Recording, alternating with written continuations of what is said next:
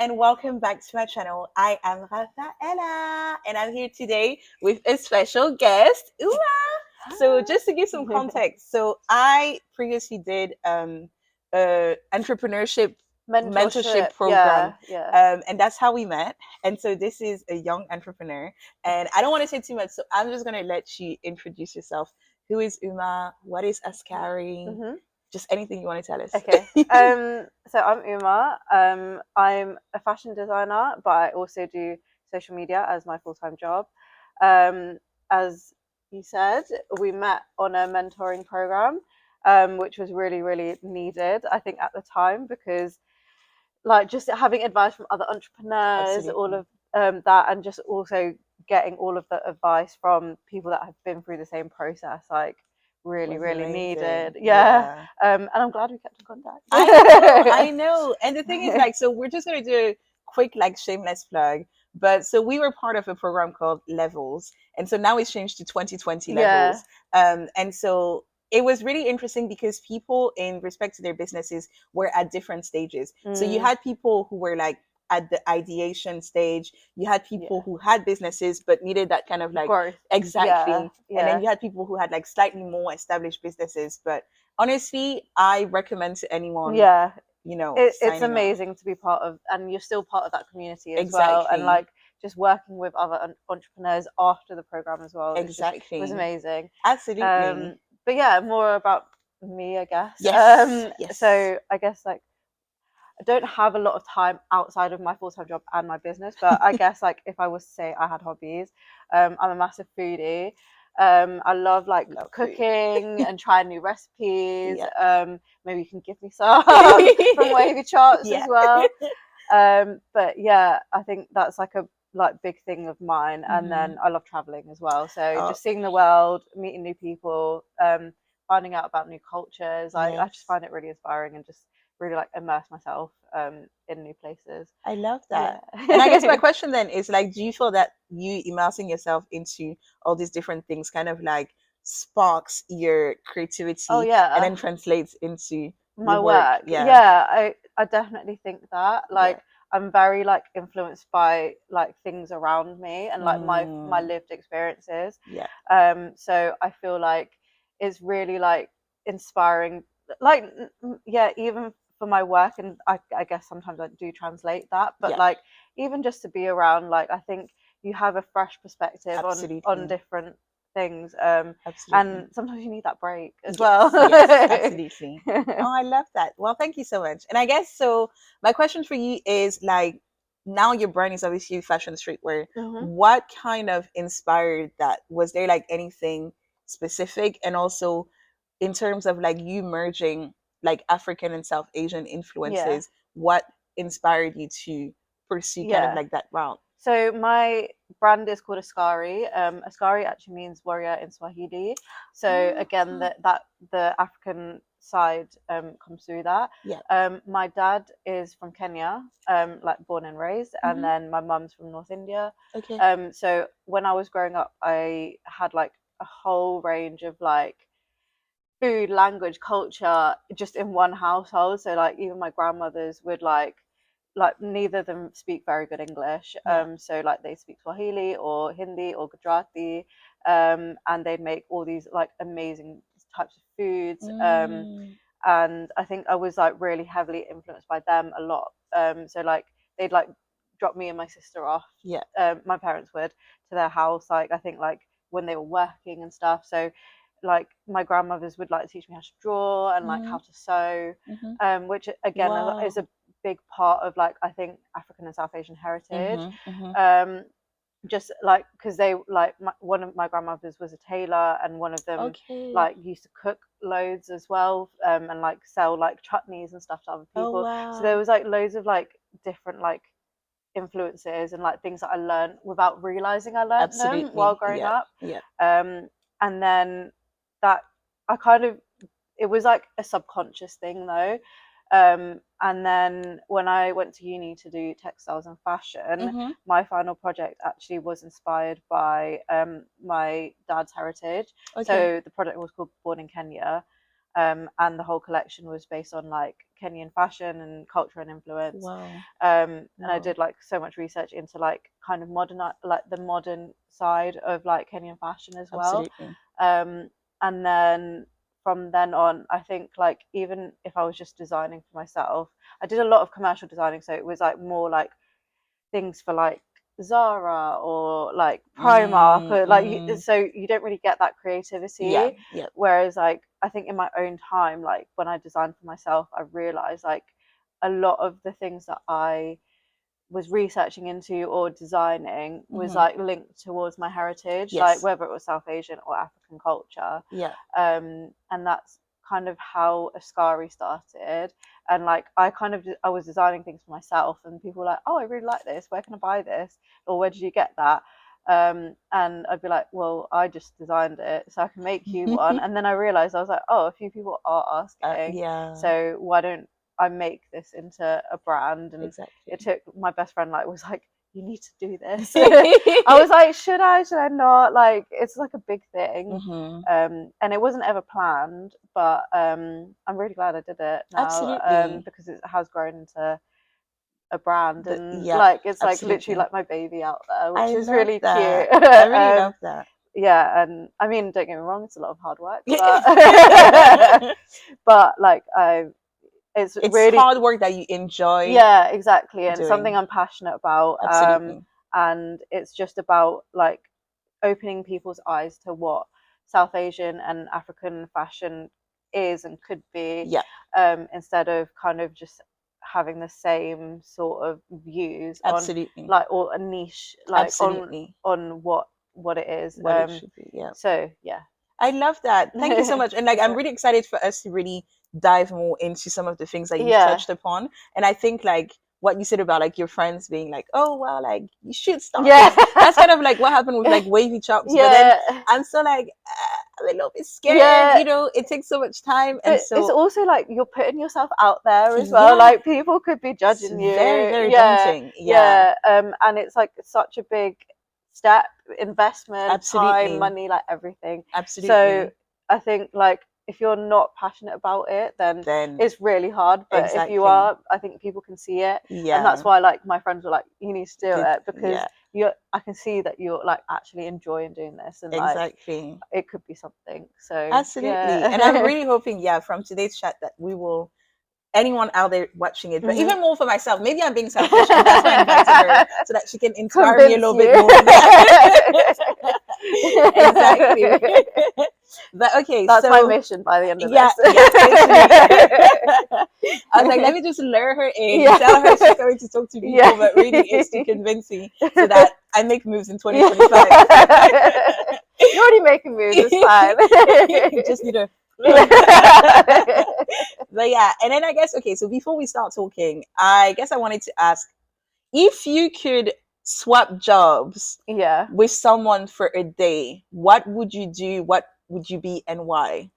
So I mean, my full-time job is in social media management. And that again is something that I really enjoy, and it kind of goes hand in hand with everything that I do. But there's a girl that I follow called Pooja Poppet. And she does the social media, the global social media for Adidas, and her life just seems amazing. Like honestly, the people she gets to meet, the campaigns she like gets to film. I mean, I know they're like her ideas and her input, and I think she's got a way of like infusing culture as well, and I think that's why like Adidas is doing as well as it is with its campaigns as well. And I admire her a lot, and I wish I could. I mean, if I could do her job for a day, I'd be happy. You never know what the future holds for your brand as well. So no, that's amazing. If you're listening. Absolutely. But okay, so I would like us to delve a little bit into like your early entrepreneurship and your path, etc. So my first question is, I guess growing up, did you always know that you wanted to be an entrepreneur, or did something kind of like propel you and project you into entrepreneurship because you were so impressed by whatever it may have been? I definitely did not know I wanted to be an entrepreneur when I was younger. I actually didn't even know I wanted to be a designer. So even that was like a big step for me to choose design, because just coming from a South Asian African background, like I think creative like subjects and stuff I see more as a hobby. So it was never like, it never felt like an option to me to be able to kind of even pursue a creative path as a job. And then I realized that you could do that. I realized, oh, I could design for an actual job and like like make clothes for people, and people would pay me to do that. Absolutely. So I was like, oh, this is cool, like maybe I should do this. Absolutely. And like it was like a lot around like my A-level teachers that kind of convinced me that like I could do it, which like I'm very, very grateful for, because I wouldn't be like pursuing that otherwise. Absolutely. But I'm happy that I did it, because I think like my parents wanted me to be like an engineer or an accountant or something. Which like it was fine. But like I think my life would be so different if I did. Absolutely. But yeah, I think I'm very like happy that I went down that path. And then I think while I was doing my course at uni, I think they kind of like open you up to different options. And one of them was like, oh, you could start your own business, you could start your own brand, which I think a lot of creatives do go on to do. But a lot of people have like side hustles or like, do you know what I mean? So I think it was like always in the back of my mind that I wanted to do it at some point. I just didn't think it would be as early as it was. So I think because of COVID, and that's when I started designing my own things. I had a lot more time to actually pursue projects that I wanted to do for my, because like while you have a full-time job, sometimes you're tired, you get home like and you don't want to like, because I would have been designing all day already. I didn't want to come home and like design more. And I think just sometimes want a cheeky Netflix. I just need to switch my brain off, watch something like easy. Absolutely. But yeah, I think when I had more time, I kind of, even being at home all the time and like listening to stories from like my mum and like looking through her photo albums and all of that, and I think all of that really like culminated in like me just doing more research and like designing more things and like kind of getting my passion back for design a little bit as well. So that was really nice. And then like I said, like the brand just started as like, let's just see how this goes and like see if people actually want this or if it's just my friends and my family. Like but yeah, it's nice to like be able to like connect with people through design and like kind of have people resonate with what you're trying to do. Like it means a lot. And it's nice to know that it's not just me like that's gone through this journey of like dual heritage, like also like finding where a sense of like my belonging. And it's nice just to be able to like relate with people on that level as well.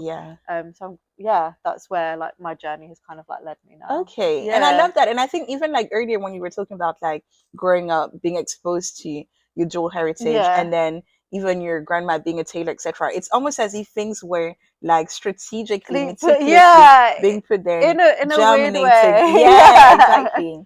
I love without that. me realizing as well. Exactly. Because I think like as an adult, like if someone told me like, oh, do you want to do a sewing class, I'd be a bit like, oh, do I want to learn how to sew? But like I think because I did it from like literally like 5 years old, it's kind of just like ingrained in me, which is kind of crazy. And I'm glad I have that skill now as well. Absolutely. So it's such a useful craft, honestly, for people to know like, how to. Now I'm such an advocate for it as well because I'm like, sewing is such an important skill. Like absolutely.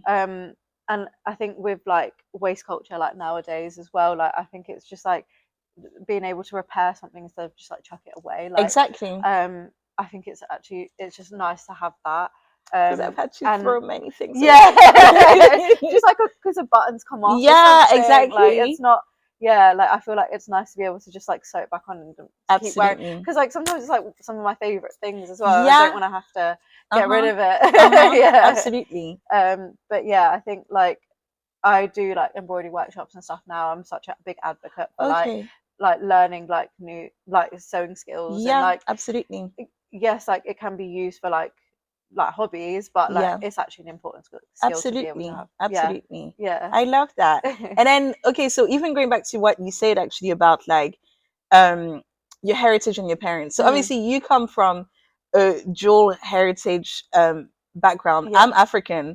So sometimes our cultures like, you know, have similarities or overlap. And so how did your parents react to you not wanting a traditional job like an engineer or like an accountant, a lawyer, doctor? How did that go in that household? That conversation was difficult. I can't lie.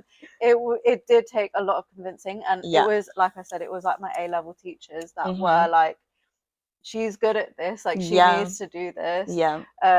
And even like alongside applying for art courses for like my UCAS, like I actually applied for engineering courses as well, just to make my parents happy, and just to be like, I am gonna try both. And I like not actually physically do both courses, but like I'm gonna apply for both and see like basically last minute like what I want to decide. What you're led to They do. literally had a sit down meeting like with my A-level teachers. It was like a whole thing, and they were asking them question after question. So I applaud them for getting through that meeting, because my like teachers must have been like actually sweating by the end of it.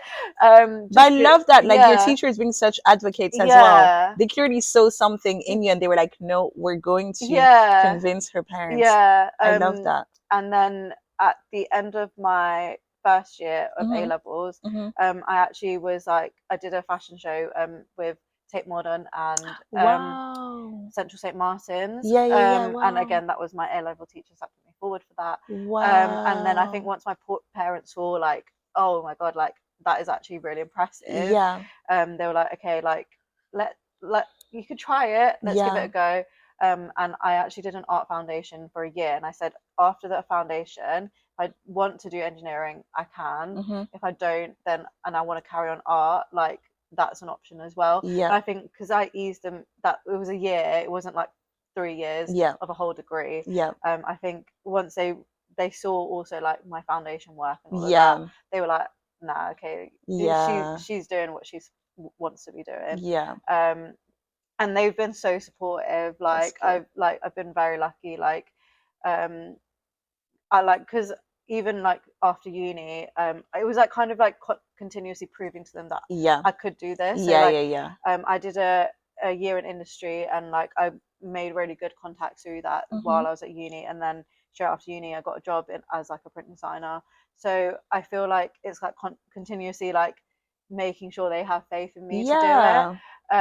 And obviously it's scary for them, because like no one in my family has really like gone into a creative career. Like I have one cousin who's like a photographer, but even like his parents were like, are you sure?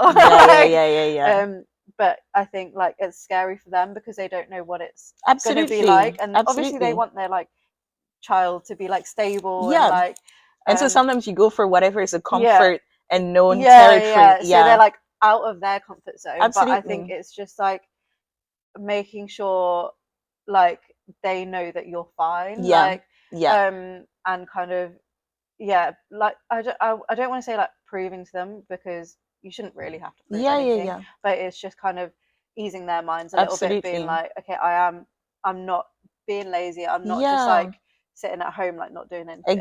Like I am being proactive. And the thing is, like I think most industries it is hard to get a job nowadays anyway. And I get that like creative industries are like probably a bit more competitive, but I think if you're like passionate about it and like you have that drive, like I think what's like stopping you from succeeding as well. So I love that. Like I commend you, and I commend your parents as well. I commend you for your commitment and resilience, and then for them like being open-minded, because you do have people who, you know, have circumstances where irrespective of how passionate, how dedicated, how, you know, much they brought it up, like their parents are like, no, this is what you're going to do. I mean, I had one of my friends like and his parents were like, he was really into music, he wanted to be a music producer, and his parents like made him do pharmacy, and like after the first year he just quit because he was like, wow, I can't do it, and now he's like a really successful music producer. Good. So Look it's at like that. I think like you can just tell like if someone's not passionate about doing something, like why would you go through 3-4 years of uni, like trying to put yourself through something that you just through don't want debt as well. You don't want to do, exactly. right? And yeah, so I mean, his parents had to come round eventually because, like, yeah, exactly. Wow. And like make your case. Be like, I know I'm gonna be good at this. I can show you why, and like just make your case with your parents, and they'll come around. Absolutely, because ultimately they want what's best for you. And as you said, it's just sometimes using that as motivation to actually be like, no, I must demonstrate that this is the path for me. So I really like that. Okay, so why did you choose streetwear as your medium as opposed to like more, I guess, quote unquote traditional conventional forms of fashion? Again, this was about like changing people's perspective of like South Asian and African fashion, because I feel like a lot of like people know like African dresses through Ankara fabric and all of that, but I think like streetwear is like it's so modern. It's like it's like only become popular in the last like couple of years, I guess. And it was literally about like kind of making African South Asian fashion like more contemporary. Also, I was born here. I was raised in England, in London. So it was about also like wearing the clothes that I wear. I'm not gonna wear like a traditional sari every day. As much as sometimes I want to. Like it's not practical. Absolutely. And like I guess like in India they do, like they wear it every day. But I think this was about making like that sort of fashion more accessible for everyone. Exactly. Even to people who are not from those places. And that's a good way of showcasing then. Exactly. I love that. Okay. And what has been the most challenging part of launching and growing your brand? I mean, I'm sure you could even answer something like this, but I think it has been a lot about funding, about investments, trying to keep a brand going, especially at the beginning when you don't have like hundreds of thousands of pounds to spend on product and on advertising and making content, like, and also just like investing time, like all of that. So I think funding has definitely been the biggest challenge. I think a lot of young creatives, entrepreneurs would probably say the same thing. I just don't think, especially being from a minority background, there's enough out there for young entrepreneurs to like kind of tap into. So I think it's really hard until you start like making some sort of profit or money back. I have a full-time job, or like did have a full-time job. I've like currently just cut down my days after 3 years of running the brand. But that a lot of that money kind of was invested back into the brand from my full-time job, and then once I've started making money as well from it, then investing all of that back in as well to make the product better, to be able to showcase more at like events, advertise more, and I think it's paying off slowly but surely. Also, I think it like pages like 2020, communities like 2020 levels are really good in terms of funding, and there are more places like that popping up, but it's just about finding those opportunities. Absolutely. But another good one is like Fashion Minority Report. They do like a few good. It's a lot more fashion based. So like if you do have a fashion brand, but they do have like opportunities for like even like mentoring and stuff like that. That's amazing. And for funding opportunities. I think like grants and stuff, like it's like really long process to apply for, and like usually, but I think just trying to find those opportunities where you can, and then just keep going with it. What would you say is the thing that keeps you motivated on those days that are tougher or when you feel like you keep trying, but you're met with like challenges? I feel like my support system's really great. So like my partner, like my mum, my sister, even like my friends are like really, really supportive. So like sometimes I'll feel like a bit down, like say like 1 month I've just like not hit my sales targets, or like I have like a creative block, or I'm just like, this is just, things are not happening. And sometimes also you put like so much work and effort into something and it just doesn't go how you want it to. And I think it's like them that like really pick me up sometimes. Like sometimes you need to hear it from someone else. So like I think there was a point where I was just like, should I really even continue this anymore? Like it's like taking up a lot of my time and a lot of my money, resources, like everything. Like should I just go back to having a full-time job? And my friend was like, but just look at what you've achieved in like even like I think it was like 2 years, and she like listed it all out, and I was like, oh, I didn't even think about that. Like I didn't even realize any of that. And then it's because you're so close to it. Sometimes you need an outside perspective. And then the other thing is just my passion for what I do. Like I love designing. I think like even if I didn't have the brand, I'd still be designing clothes for myself around what I do anyway. And like all the clothes I design I would wear. So like I mean that's like I get a whole other wardrobe basically. So yeah, I love think that. I think it's like that like passion that just like keeps me going. Like I think if even if like I said, if I didn't have the brand I'd still be doing this. So yeah, it is something that like even if I stop doing Ascari one day, like I still want to continue designing clothes for myself. So which I don't see happening, but yeah. I love that. Seek it into existence. But no, I completely agree with you. I think from like a faith perspective, so there's a scripture in the Bible that talks about like two are better than one because they get a better, return. And so it's like, sometimes if people are so engulfed in doing things on their own, when you do have those days when you're tired or whatever, that support system carries you through. That support system speaks like life into you and into your project, which is super important. And they see things that you don't. Exactly. Because as you said, you're so close to it and so like narrow, you're just seeing the small picture. Exactly. Whereas like they can take a step back and actually see, well, let's actually look at that and stuff. And obviously because they see that you have that passion, they wouldn't let you just let go of it because which I love. And to anyone watching out there, as you've heard, one of the biggest things is funding. So if you're an investor, please reach out to us here. Love that. Always plug in. We can talk.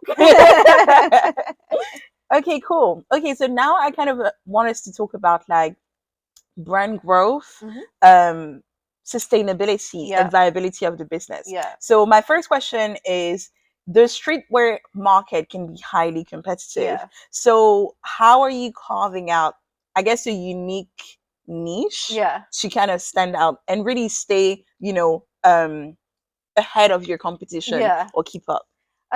So my niche is basically my like lived experiences. Like all my collections are based on like stories around my family and around me. So it's like things that I've grown up with, but again like with a lot like a fusion of like the British side as well. So I think it's really about like my lived experiences. So I think it's like that differentiates all the prints that I make, all the like clothing, even down to the fit, because like I'm quite short. So like I want clothes that like fit like a lot of body types as well.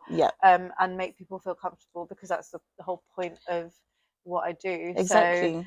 So I think it's like the prints and the collections, the stories behind the collections, the narratives. I love that. That already make the brand different before even looking at the collections.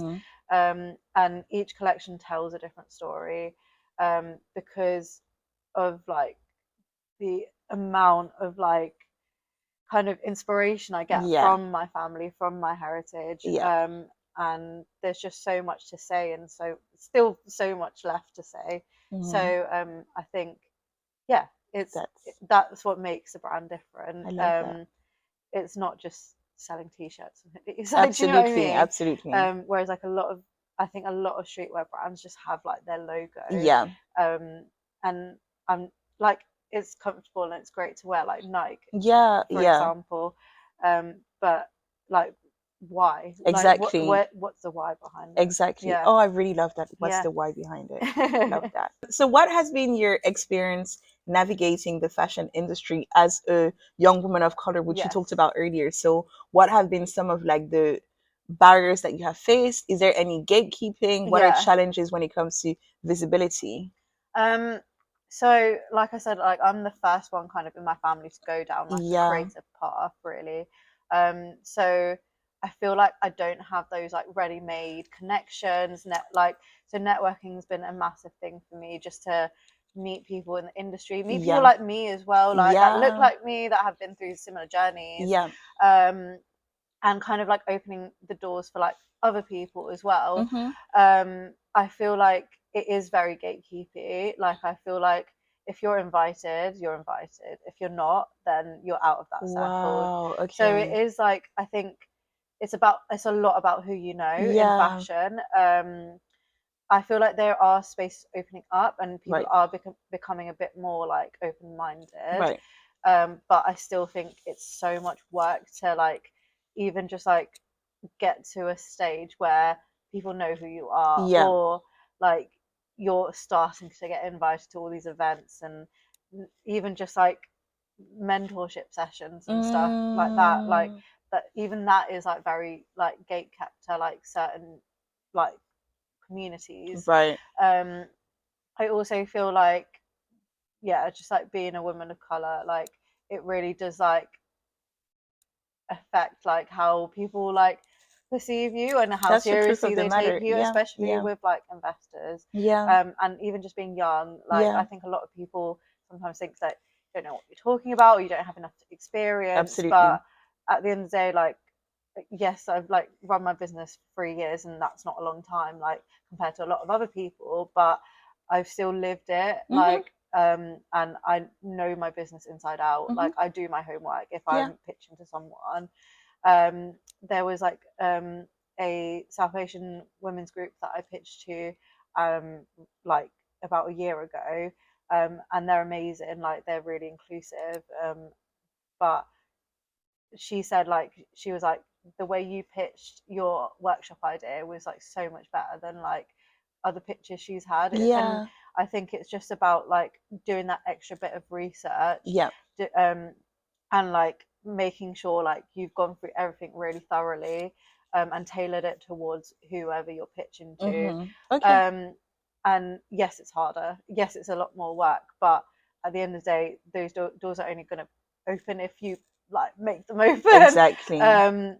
And I'm like very much now about like, if I have a contact somewhere, or if I know someone that can help someone, then I'm happy to share it. Like I'm not one of those people that, because I know how hard it is, so then you're not, I'm not gonna like gatekeep. And like I try and do like, even now, like do like mentorship programs for like even like other people that are wanting to get it more into the fashion industry. I'm happy to like, even if people need advice, I'm happy to like for them to DM me and all of that. So I think we really need to stick together. And I think the culture just needs to change a little bit. But it's getting there. It will take a long time, I think. But yeah, hopefully this is like kind of the start of a bit more of a change. Exactly. And as you lead with like positivity and the purity of your heart, like my only hope is that same thing will come back to you, really. Yeah, exactly. But then actually, so question for you. So in terms of mentors, so you've got some mentors, right? Do you have a variety and diversity of like men, women from different ethnicities and stuff? So I mean, I've done like, I would say 2 mentorship programs. So it's both of them have been women. One has been from a minority background, which like I found really useful. And she had a more of a marketing background, which is what I needed at the time. And then the other had like a really successful business, and she like again like helped me and like was very much less like gatekeepy. And I think they both said like they've been through experiences where they've just kind of been like locked out of rooms and stuff. Ooh, okay. Like not physically, not physically, not like metaphorically. Yeah. Could you imagine? I think someone would get sued. So I think just knowing that it's not just me that's been through that, and like people with more experience and more years in business and marketing have also felt that. I think was like quite an eye opener for me. It's nice to have mentors that really relate to where you are and what situation you're in, because they can help you get through it. Absolutely. And I would really recommend like even just a business mentor or just going through mentorship programs, because I feel like every time I've done one, like their advice has really helped me grow my brand.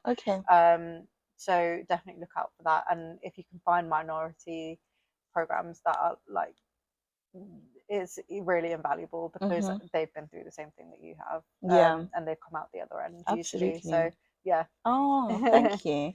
Okay, and then as a small independent brand, how do you approach sustainability from both an ethical standpoint, but also in terms of running a viable business? So sustainability was a massive thing for me when I first started the brand, because I just feel like there's so much wastage in fashion. I feel like there's just so much like throwaway fashion around, and I didn't want to contribute to that basically.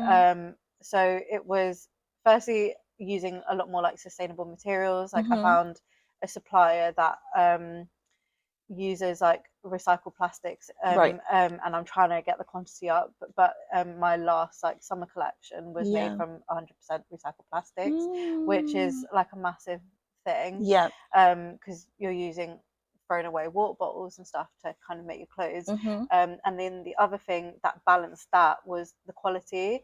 So yes, it can be made from recycled materials, but is the quality going to last, and is it good, and is it could like washes and like you wear it multiple times, like is it still going to last? And that was something that I really tested. And also, is it comfortable? Like is the material comfortable? So again, like I didn't want it to, like, even if it is made from recycled plastic, I didn't want it to be like a throwaway garment. And it took me a long time to find a supplier that I really like could work with in terms of fit, material, sustainability, even like ethical practices, like you said. And it took me about 6 months to 6 to 8 months, I think, to find a supplier, and trying different places and seeing what really worked for me. And then I did like wash tests. I do wash tests for every single collection just to make sure because a lot of it's printed. I don't want the print to fade. I don't want like colors to bleed. Like that was again like really important for me. So just making sure the quality is there, and then that sustainable element to all the materials. So I like, it was more about putting positivity out into the world than kind of putting more trash. Exactly. Okay, I have a bit of a cheeky question. Oh, okay. So it's just because I just remembered something that was said in the office about like up and coming smaller businesses and stuff, and the cost of some of the items. When, for example, let's say someone will try and buy a dress from, quote unquote small business. I don't like to call them that because they're business that are growing. So tomorrow they could very much so be big. But we'll just say small businesses, a dress being, for example, £50. But then a dress from, let's say, Louis Vuitton or whoever or wherever else is also £50. And so people are like, well, why would I pay £50 for a dress from a small business when these people have a renowned name and like, so I guess my question is then, when we think about viability, yeah, and as you talked Yeah. about finding a supplier as Yeah. well, having that good quality, Yeah. but also, you know, like, how does it work, So- and how is it justified, if that makes sense? I can't afford to buy in bulk, like what Louis yeah, Vuitton and can. that's where the difference in the Yeah. pricing comes in. That, but also I think I'm kind of against like bulk buying, because I Right. think there's just a lot of wastage that happens Right, as well. right. Like, I used to, I probably shouldn't say this actually. I used to work for quite a big retailer, and they had like so much clothing that would like going to waste, like even sample clothing. Wow, yeah. And it kind of made me feel a bit sick, because I'm Yeah, like, you're literally chucking all of this away, and you're absolutely. adding more. Whereas like To the if environment, like a yeah. lot of small business buy in smaller batches, Exactly. and there's a lot less Okay. wastage, and all of the clothes usually just Yeah, get sold through, which is what exactly. you want, right? Absolutely. No, that makes sense, because even like when I was on a site trying to get pouches for wavy chops, Yeah, it's true that if you buy in bulk, so 1,000, it's a lot cheaper it's a than lot if you cheaper. get like the Yeah. 10 or 50. But Yeah. then as you're growing your brand, obviously, as you said, you don't want to waste anything, and you don't want to buy in bulk because you need to be able to scale up Yeah. and see what the demand will be like, Yeah. etc. So Yeah. yeah, there's a lot to take into account. Yeah, because even packaging wise, like, I think, what if you decide to change that, or like what if this sells more than Exactly. that, then you want to be able to cater towards that, and like Absolutely. that all comes with testing, and Yeah. being a small business, like Yeah. that you only learn that like the more you As grow. you go, Yeah. exactly. Okay. So what is the ultimate vision for Ascari? Is it about building a global community? Is it about making a social or political movement, or statement? Or is it about redefining luxury and fashion in your own terms? Or is it a mixture of all of those? It's a mixture of some. Right. I would say my community is like really important to me. Like, I love connecting with people. And when people, like I said, when people say they can really relate to the collection or the clothing, like that means more to me than like sometimes even selling something. Yeah. So I think like, and then meeting people in real life. So I think I actually really like randomly met someone at a wedding that knew of the brand. Wow. And they were like, "Oh my god, like I didn't know that was okay, you." celebrity. Yeah. He even said, he was like, "I didn't know there was a celebrity here," and I was like, "Let's calm down." But I just was like, that like meant so much to me, because I was like, you actually follow the brand, and you like really like are invested in the pieces, and like I think like just people understanding what I'm trying to do, that like it just means a lot. So I think building more of a global community, like I have like people following from everywhere, but like just growing that and keeping that going, that would be amazing. I feel like I try to like avoid like a lot of social political things, just because I'm not an expert, and I don't want to comment on things that I don't know enough about. If it's something I'm really passionate about, I will put it out there.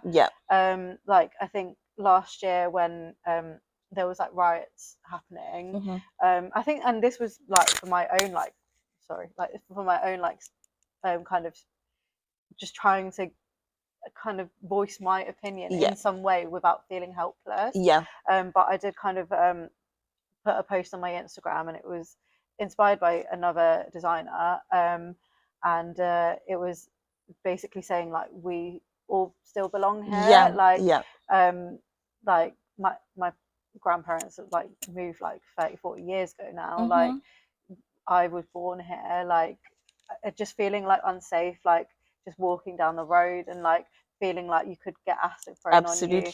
I felt like kind of unsafe. But so that was kind of one thing I like commented on, but that was like really affecting me personally, and I think I just needed to put something out there.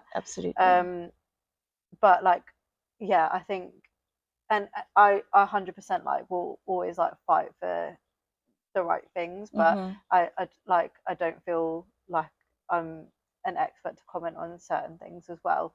So that I kind of like try and stay a little bit away from. And then what was the last thing? Just growing the brand, like more. I think a massive thing, just like being able to grow a sustainable brand. Absolutely. Just seeing how far I can get that to go, really. Absolutely. You'll be happy to know we're almost at the end. Okay. But so how important, I mean, you kind of touched upon this anyways, but how important is collaboration in your creative process? Whether it be with other designers, artists, communities. And then my second question is like, are there any creatives or brands that you dream to work with? I have a lot of creatives, but I feel like collaboration, being a young entrepreneur, like even being a creative, it's such a massive like importance. Like I think just even having that community that you can ask for advice from, like it doesn't have to be like a collaboration in terms of a whole collection. Like it literally could be collaboration like doing this with you, could be collaboration just saying, could you review these designs, give me your opinion. I think it's so important to have someone's outside perspective. Like I said, like sometimes you're too close to a project, or you're too close to something to see like if there's something wrong with it as well. So I think it's really, really important. Collaboration, especially with the brand, like I collaborate with loads of like photographers, stylists, makeup artists. Like now I have quite a good friend circle that like do all of that as well, and it's really nice to kind of like be able to build that like friendship group, I guess. So we all like, even if we're not working on a project, we'll still go and like catch up and stuff, which is really nice. Like that. And I think just it's literally about support, about like even networking. So like I can go to someone, say like if I have a project that's like, I don't know, based around potential like football shirts, say I can like go to one of my friends that's part of a women's football team, and she might be able to contact me with someone else that could like help me. So I think it's like, it's just really important. And that comes with a not gatekeeping thing as well. Absolutely. So I think like there's a community starting to build, which is really nice. And I think hopefully it will just get bigger and bigger, and there'll be more people like willing to like work on projects and stuff together, which is nice. Exactly. My dream brands, so I don't know if you've heard of Alawalia. Don't think so. She's a Nigerian, like Indian designer, and again she does a lot of like fusion with her heritage. And I just think her work is really cool. And then, if you're out there, I'm here, I'm waiting for your DM. Hey, we like to connect on this platform. And then Daily Paper, I love their stuff. And I love how like it's so cool. I love how they've like really like modernized streetwear as well, but like really infused African heritage into it. And they've just done some really cool projects as well. So I think that would be really cool. That would be really cool. Oh wow. Well, you never know. Honestly, the world is your oyster. I'm putting it out there. Absolutely. I'm manifesting it. Absolutely. And if there are any other creatives as well, like watching, just reach out to her. Honestly. I'm very open. So I will. I promise I will reply to your DMs. And you're really good, actually. You didn't take that long to reply to my DM either. I thought I was really bad. Some people will leave you there for like weeks and weeks. I feel like 3 to 5 business days is very nice. Please tell my friends that. Okay, so what role do you think fashion what role do you think fashion plays in shaping or preserving cultural identity, especially for second or third generation immigrants? I think for me, like especially like personally, it's such a massive connection to like my grandparents' stories, my parents' stories, about how they grew up, and like even what they used to wear. Again, like skills that have like been passed down to me. I think I hopefully will pass it down to my kids one day. So I think it's massive in terms of just me learning and connecting more with my like heritage. Because I've been to India once, I've been to Kenya a few times, but I don't live there day in day out. So like it's really like kind of connecting me and like doing that research and kind of even learning more about the history from where I came from, where my parents came from. I think it's massive. And I think like art really can be used as like a form of like legacy, like even through the clothing that I create, or even through like paintings or like other forms of like creative outlets. Like I feel like documentaries, film, like I think there's so much that can be like picked apart, and there's reasons why like one of my friends is a photographer, and she's got really like strong like Tamil heritage, and she does like even like still life photography, and there's so much like about her heritage and about where her family came from in those photos. So I think it's just really important, and I think it's like looking past like, oh, this looks really pretty, but there's the narrative behind it. So I think it's really important. I love that, and also how like empowering it can be. So for example, today, so I know it's naughty, I should have really been wearing Ascari clothing, but it's like fine. the top, I decided to wear an African print top because to go with the theme, you know. But basically, so this brand, they're a Cameroonian brand, and obviously I'm originally from Cameroon. In the UK, in terms of like the more prominent African communities are probably more like Nigeria, Ghana, etc. So when I finally found a brand that was like Cameroonian here, I was like, this is cool. You're so and I want to excited. embrace exactly. I want to embrace and you see feel yourself empowered. Through that brand as well, which is like an amazing like connection as well. Just like the tracksuits, like a lot of people wear like tracksuits, but having tracksuits that also have the print, and it makes you feel really empowered. It makes you feel proud to showcase like your culture. So but not like kind of in someone's face. You're not throwing it in their face. It's more like, this is who I am. And it's like kind of connecting with yourself more authentically as well, which is nice. But that's so cool. I didn't know. Thank you. Okay, so finally, what is one work related skill that you wish you could learn instantly, like in the Matrix? Pattern cutting. I mean, I think if a lot of designers would probably agree that is like the bane of their life. Really? It's a really hard skill. I personally find it hard. Like I think a lot of designers like kind of it can be quite tricky. Like I've sewed sleeves on backwards by accident. But like it's just something that comes with experience. And I think if I could just be like an expert pattern cutter, like, oh, my life would be made.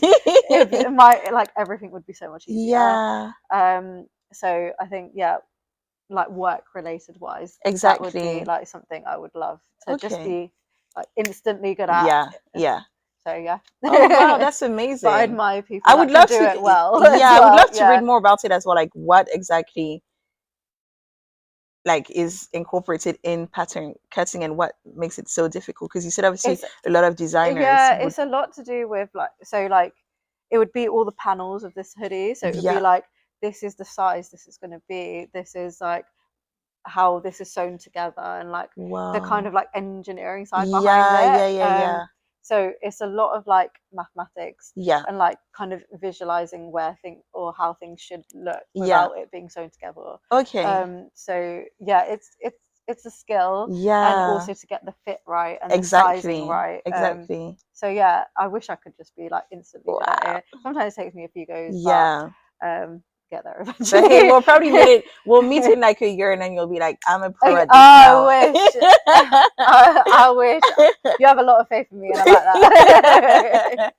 But yeah, okay, so that brings us to the end of the video. Mhm. Honestly, thank you so much for being here today. As I said, I don't know about y'all out there, but for me personally, I learned a lot and I was really Thank inspired. you. I feel a little bit more persuaded and motivated. Yay! Honestly, Watch out but for wavy charts. exactly. But no, honestly, thank you so much for being here. Thank you. To everyone who watched today, if you like the video, please be sure to give this video a thumbs up, just so we know really how well received it was. If you have any questions, drop them in the comment section, or any comments or anything else, so that maybe I can send them back to Uma and she can reply or whatever else. And if you like these videos as well, be sure to subscribe to my channel so you're up to date with any new video that's posted. But thank you so much for watching, and I will see y'all in the next one.